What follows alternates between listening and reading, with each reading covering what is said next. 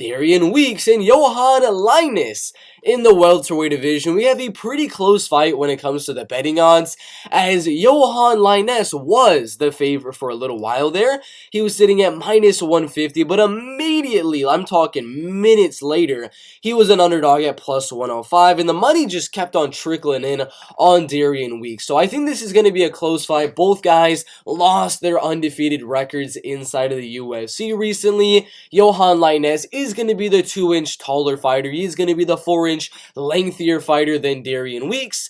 Darian has been fighting, I would say, slightly better competition in Ian Machado Gary and Brian Barberina, but we got to look at the factors on who's going to win the fight.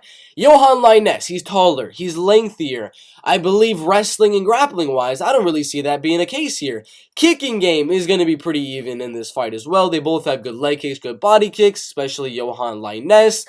But the boxing, I think that's a clear advantage for the plus 110 underdog in Yohan Lainesse. This dude is going to have the height, he's going to have the reach. So if they're just kicking around for 3 straight rounds, it's going to be a 50-50 fight. But eventually, Darian Weeks is going to be trying to close that distance. And when he does, Yohan Lainesse, with the power that he possesses in his hands, is going to be devastating and possibly even knocking out Darian Weeks in round 1 or round 2. So I think Darian has a good shot later on in the fight in round number 3 to possibly get a little bit of a gassed out Yohan Lainesse and possibly finish him like Gabe Green was able to do later on in that fight. But I do think the fight goes to a decision. I think Yohan Lainesse will go out there and win round number 1 and also win round number 2, laying in the harder shots with his hands, keeping the kicking game even, and not really engaging in any wrestling or grappling.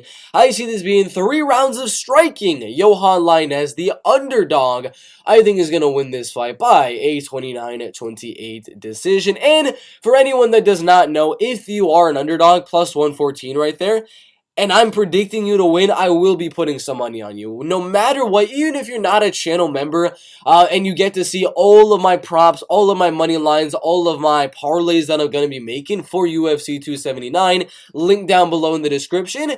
Even if you don't get that, if I'm predicting an underdog to win, you can guarantee I will be putting a little bit of money on that fighter. So I will be putting some money on Yohan Lainesse to win the fight by a decision right there.